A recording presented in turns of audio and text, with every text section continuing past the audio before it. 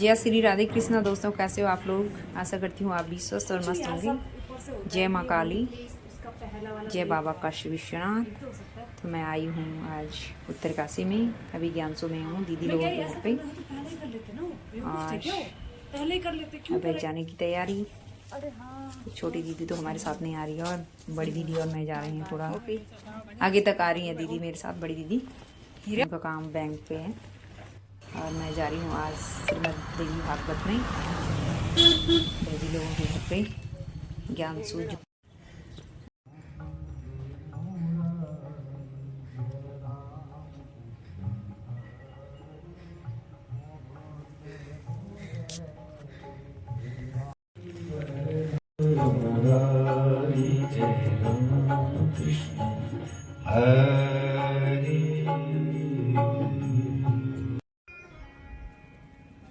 परीक्षित इसलिए बहुत भाग्यशाली व्यक्ति है कि उसको ये पता चल गया कि हमारे पास समय थोड़ा है। हमको ऐसा लगता है शारीरिक सुख के लिए और ज्यादा हो रहा है तो शरीर के नाते रिश्तों के लिए हो रहा है। ये ना अपने लिए कहाँ है तो अपना मतलब अपना कौन? कोई बोलने वाला कोई दूसरा है क्या? बोले हाँ, अपना है कौन? बोले वो जिसको हम जीवात्मा कहते हैं। हम तो वो है। जीवात्मा की कमाई क्या है? भजन। जीवात्मा की कमाई क्या है? सुमिरन। जीवात्मा की कमाई क्या है? यज्ञ। जीवात्मा के लिए कौन सी कमाई है? बोले सत्कर्म। जीवात्मा के लिए ये वाली कमाई, बाकी जो कमाई है तो शरीर के लिए है। तो इस संसार के अंदर में हमारा जो समय है वो कहां जा रहा है? लोग परीक्षित जी को कह रहे हैं, सुखदेव भगवान के लोग कहां जा रहे हैं? देखो परीक्षित, सामने मृत्यु है और हमें लगता है कि अभी भी समय बहुत है। कई लोग काल के गाल में हैं, कई गोद में हैं, लेकिन फिर भी लगता है समय बहुत है। उसके लिए सुखदेव जी कहते हैं, पश्यन् नपि न पश्यति, देखते हुए भी नहीं देख रहे हैं। यही सबसे बड़ा अज्ञान है। पश्यन् नपि न पश्यति।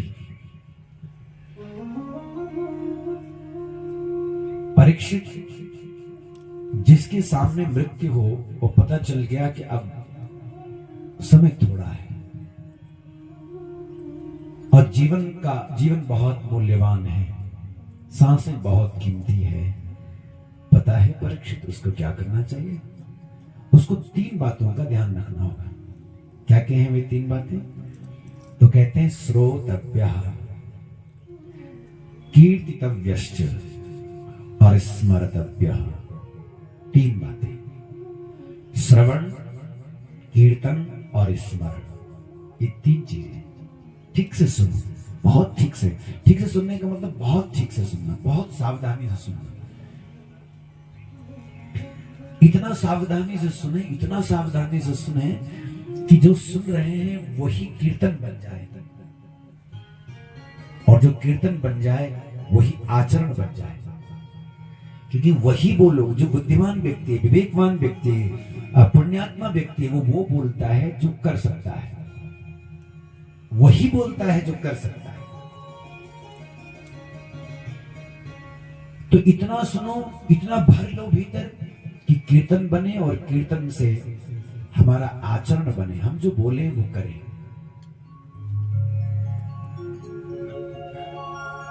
हम जब किसी को घर में, गली में, कहीं पर भी किसी को अगर कुछ कहने लग जाते, अरे ऐसा क्यों करते हो, ऐसा नहीं करना चाहिए, तो सामने वाला अगर विपरीत बुद्धि वाला होगा तो तुरंत वो उल्टा जवाब देता, तुम करते हो क्या?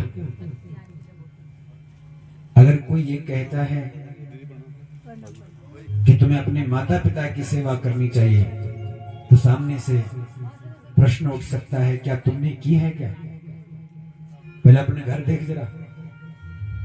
तो हम निरुत्तर हो जाएंगे जब हम किसी को समझाने चलेंगे और यदि हमारे घर की व्यवस्था सही नहीं है, यदि हमारे जीवन में वो आचरण नहीं है, तो हम निरुत्तर हो जाएंगे, हम जवाब नहीं दे सकेंगे। इसलिए जो बोला जाए वो करा जाए, वो उतारने का प्रयास करेंगे। श्रोतव्यः, मृत्यु जिसके सामने खड़ी है उसको श्रवण को बहुत महत्व देना है कि अब जो सुना जाए बस। इसलिए वो सुनो जिसके सुनने से भद्र हो।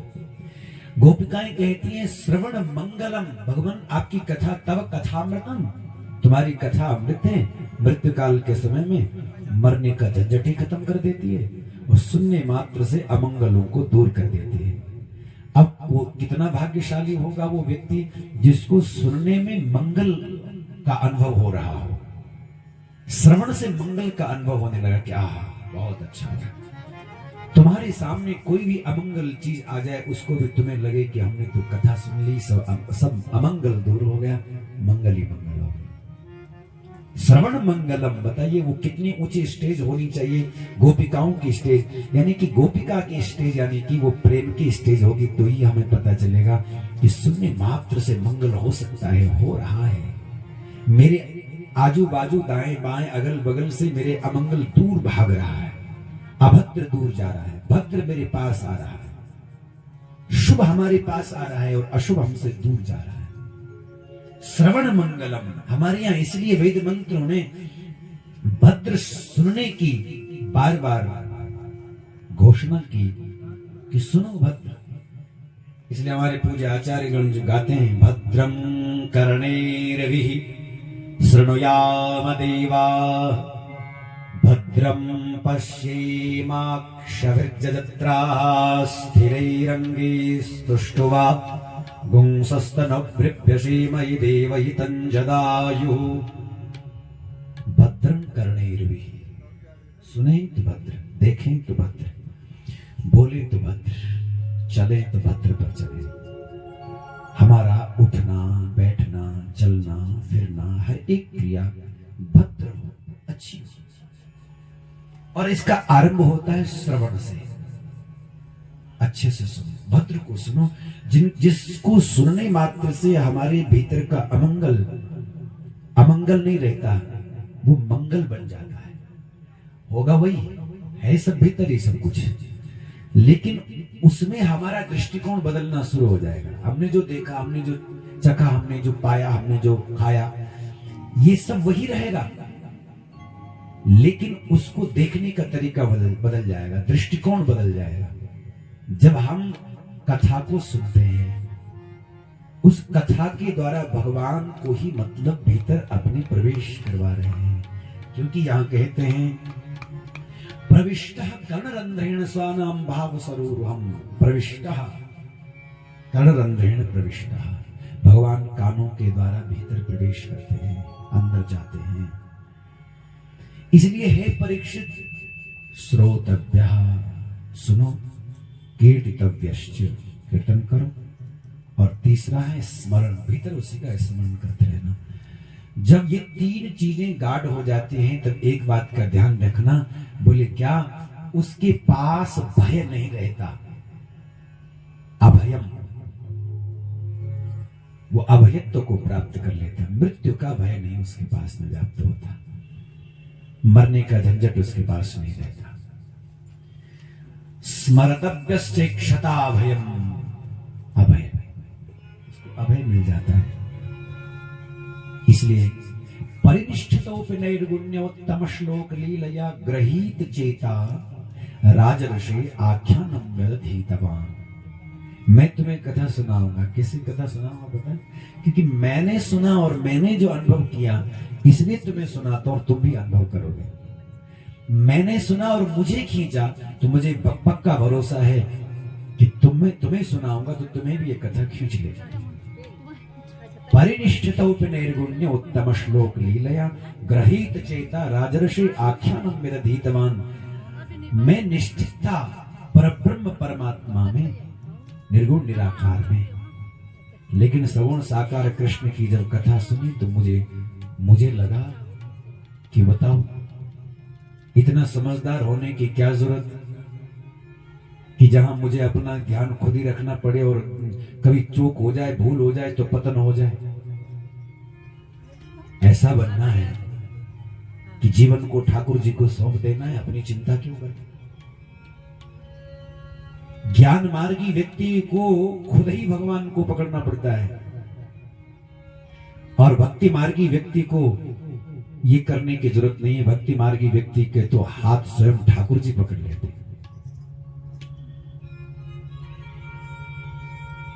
एक छोटा सा बच्चा पिताजी के साथ में है, और जब पिताजी के साथ में मेले घूमने के लिए गया, माघ मेले में, तो पिता उसका हाथ पकड़ने लगा तो कहा नहीं नहीं, अब मैं बड़ा हो गया, अपनी उंगली मेरे पास दे दो। और वो उंगली पकड़ करके पिताजी की चलने लगा। लेकिन भीड़ का ऐसा धक्का लगे कि हाथ छूट गया, उंगली छूट गई, गिरता पड़ता, कहीं पैर छिले, कहीं घुटना छिला, कहीं बाजू टूटी। महाराज बड़ी मुश्किल से पिताजी ढूंढ करके उसको लाए। जब रोया, जब चिल्लाया, पिताजी ने कहा देखा, मैंने कहा था ना मेरे पास हाथ दे, तू खुद पकड़ने वाला बना, अब अच्छा हुआ। लेकिन वही छोटा बच्चा जो है वो पिताजी के कंधे पर बैठ जाए, और पिताजी के कंधे पर बैठ जाए, और पिताजी के कंधे पर बैठ करके मेला देख रहा है, और उसको पूरा दिख भी रहा है, चारों ओर दिख भी रहा है, सब कुछ वो बढ़िया मेले का नजारा भी ले रहा है, और न गिरने का झंझट, और न किसी प्रकार से कहीं किसी प्रकार से कोई धक्का मुक्की का झंझट, और बढ़िया से आनंद ले रहा है। बस ज्ञान मार्ग और भक्ति मार्ग में यही बातें हैं, समझ लीजिए। ज्ञान मार्ग में हम भगवान की उंगली पकड़ते हैं, कहीं संसार का झटका लगा, कहीं ठोकर लगी तो महाराज पता नहीं कहां गिरते पड़ते, कहां पड़ जाएंगे, किस पीड़ा में निकल जाएंगे, पता ही नहीं चले। लेकिन भक्ति मार्ग में तो भगवान इतने कृपालु कि कंधे पर ही उठा देते हैं कि आजा बैठ जा, और खूब दुनिया का भी नजारा लेते हैं, और गिरने का भी झंझट नहीं, भगवान से और जुड़े रहते हैं हर समय। भक्ति मार्ग यही है, हर समय परमात्मा के साथ जुड़े रहना, ठाकुर जी के संग में जुड़े रहना। इसलिए निराकार ने साकार की उपासना में मैं चला आया। परिनिष्ठितोपनिर्गुण्य उत्तम श्लोक लीलया ग्रहीत चेता राजर्षि आख्यानम विरधितवान्। इस आख्यान को जब में थी, मंगलदरी बोली महाराज सुनो सुनो सुनो, ये किसका नाम ले रहे हैं? बोले राजा चित्रवेन का नाम ले रहे हैं। बोले रुको महाराज, चित्रवेन बड़ी पुण्यात्मा राजा। बोले मैं कैसे जानूं, बड़ी बड़ी महिमा। बोले मुझे क्या लेना, अरे सुनो तो सही। कहते सामने कबूतर दाना चुंग रहे थे, और जब कबूतर दाना चुंग रहे थे, बोले महाराज रुको, देखो अभी रानी ने कुछ दाने और डाल दिए, और उसी समय कबूतरों को कहा कि तुम्हें दशानन रावण की सौगंध है कि तुमने अगर दाना चुंगा। कबूतर चुंगते रहे, और उसी समय कहा कि तुम्हें राजा चित्रवेन की सौगंध है अगर तुमने दाना चुंगा। और कहते हैं उसी समय कबूतर मौन हो गए, चुप हो गए, खड़े हो गए। इतना पुण्यात्मा है, आश्चर्य। सेवकों ने कहा कि महाराज चलो हमारे साथ, हम बताते राजा चित्रवेन क्या बला है। कहते समुद्र के किनारे ले गए, और समुद्र के किनारे ले गए। उन्होंने रेत की लंका बनाई, 4 द्वार बनाए उसके, और राजा चित्रवेन का महत्व बताते हुए कहने लगे रावण, बस एक बार हमने हाथ फेरना है चित्रवेन का नाम लेते ही इस रेत से बनाए हुए लंका के ऊपर, तेरी सारी लंका ढह जाएगी। यकीन नहीं है? वो हंसने लगा। यकीन नहीं है? तो उन्होंने बस उंगली से, अपनी छोटी सी उंगली से एक गेट, एक जो बना रखा था एक गेट, वो ऐसा हिला दिया और वो टूट गया, और यहाँ लंका का एक द्वार ढह गया। सैनिक दौड़ते आए, भागते आए, बोले महाराज हमारा पश्चिम द्वार टूट गया है। समझ गया, अरे बोले रुको रुको रुको, मैं देता हूं, 1 मन सोना दे दे। इतना बड़ा पुण्यात्मा राजा सोना लेकर के जब चित्रवेन के पास में आए, तुरंत उसी समय बड़े सुंदर सुंदर आभूषण अलंकरण बनाए पत्नी के लिए। पत्नी बहुत प्रसन्न हुई, गले में धारण किया, कानों में धारण किया, सुंदर से सुंदर दिव्यादि दिव्य आभूषण बने। अब सोचा कि जरा जाऊं, अब मैं सबको दिखाऊंगी, लेकिन उससे पहले पहले मैं जरा कमल के पत्ते पर बैठ करके मैं जरा स्नान करूंगी। और कहते हैं वो सब सोना वोना धारण करके जैसे कमल के पत्ते पर बैठे कि उसी समय कमल का पत्ता डूब गया, उसके साथ में डूबने लगी। वो तो तैराक वहां पर थे, उसी समय कहते हैं उनको बचा लिया गया। बाहर निकली, जान बची और रोने लगी। महात्मा राजा के चरण पकड़ करके बोले, महाराज कितनी बड़ी भूल हो गई। महाराज ने कहा, देखा संग का प्रभाव। मेले में गई, उनका संग मिला, वो उन रत्न आभूषणों को पहनने वाले सेठानियों का बुद्धि बिगड़ी, चाहना बनी। लेकिन देखो ये सोना कैसे डुबो देता है आदमी को, पता है। वो तो बच गए। तो जो दिव्यता, जो हल्कापन, जो सात्विकता पहले थी वो कहां थी, कहां रह गई, डूब गई। उसी समय उतार करके सब फेंक दिए। संग, थोड़ा सा संग हमें कहां से कहां गिरा देता है। अच्छा संग करेंगे तो कहां से कहां हमारी यात्रा हो सकती है, और थोड़ा संग बिगड़ा कि फिर सब गड़बड़ा जाता है। इसलिए संग अच्छा करना है, श्रेष्ठ संग करना है, उत्तम संग करना है। जित संग जितेंद्रिय, जितेंद्रिय हो जाओ। इंद्रियों को जो जीत लेते हैं, जगह भगवान को देख सकते हैं। दो प्रकार के भगवान की ध्यान की विधि बताई, एक है स्थूल ध्यान और एक है सूक्ष्म ध्यान। स्थूल ध्यान ये संसार जगत सारा भगवान का स्वरूप है, ऐसा मान, ये भगवान है बस, भगवान से नीचे कुछ भी नहीं है, ठाकुर जी से ये अलग कुछ भी नहीं है। और दूसरा है सूक्ष्म ध्यान, अपने भीतर भगवान को देखना। चलो सब में भगवान नहीं दिख सकते, चलो मान ले, तो अपने में तो देख लो। किसी ने कहा कि सब में तो हम देख लेते, पर जो हमारे जिसके साथ लड़ाई हो रही है उसमें कैसे देखें। जो हमारा मित्र है चलो हम उसमें देख लें, मान लो, लेकिन जो शत्रु है उसके साथ कैसे देख, उसमें कैसे देख लें, कैसे हमारा भाव बनेगा।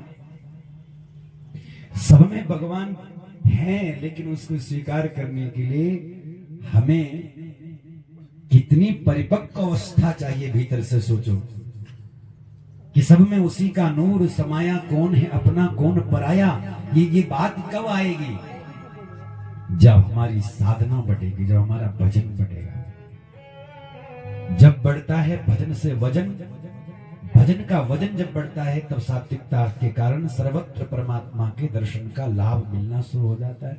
और केवल भोजन से वजन बढ़े तो तमोगुण आता रहता है, बेकार आते रहते, शरीर भारी होता जाता है। इसलिए महापुरुष सबसे पहले अपने में सात्विकता लाने की बात जब करते हैं तो कहते हैं कि खाना कम करो बस। जिनका भोजन कम होता है उनका भजन बढ़ने लगता है, जिनका भोजन बढ़ने लगता है उनका वजन बढ़ने लगता है। बस भोजन के साथ में कई प्रकार के रोग भी बढ़ते हैं, क्योंकि भोजन वैसे औषधि है ऐसा समझ लो, परंतु वो औषधि तब है जब उसको मित भुक हित भुक रित भुक करके हम उसको स्वीकार करते हैं, तरीके से उसको स्वीकार करते हैं, तब वो हमारे लिए औषधि अमृत का काम करता है। और अगर उसको अव्यवस्थित रूप से लेते हैं तो फिर वो जहर भी बन जाता है, वो रोग का कारण भी बन जाता है। तो महाराज कहां तक वर्णन करें, ये सूक्ष्म रूप परमात्मा को अपने हृदय में देखना। केचित स्वदेहांतर हृदयावकाशे प्रादेश मात्रम पुरुषम वसंतम। यहां कहते हैं कि कोई तो उसको सब जगह देख पाता है, और कोई कोई महापुरुषों ने यह विधा बताई कि अब तुम कोई बात नहीं, बाहर नहीं देख पाते तो एक काम करो, अपने भीतर ही देख लो, अपने में देख लो, अपने में अपने प्रियतम को देख लो, अपने भगवान को देख लो। अपने ठाकुर जी ही बैठे हुए, यही भीतर गड़े हुए हैं, कहीं बाहर नहीं है।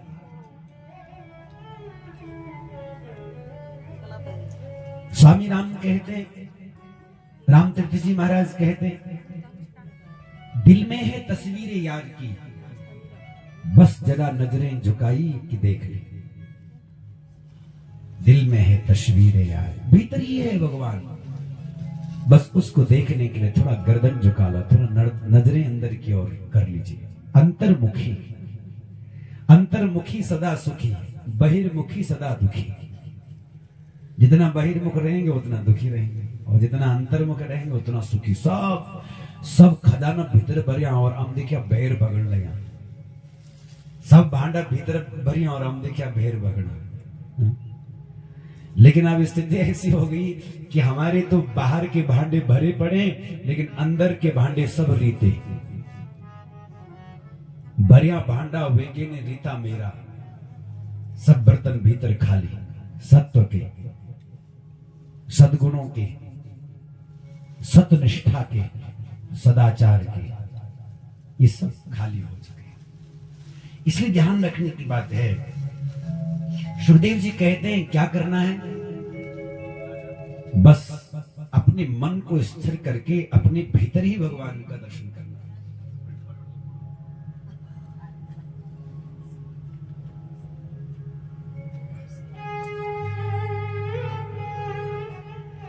बहुत अच्छा।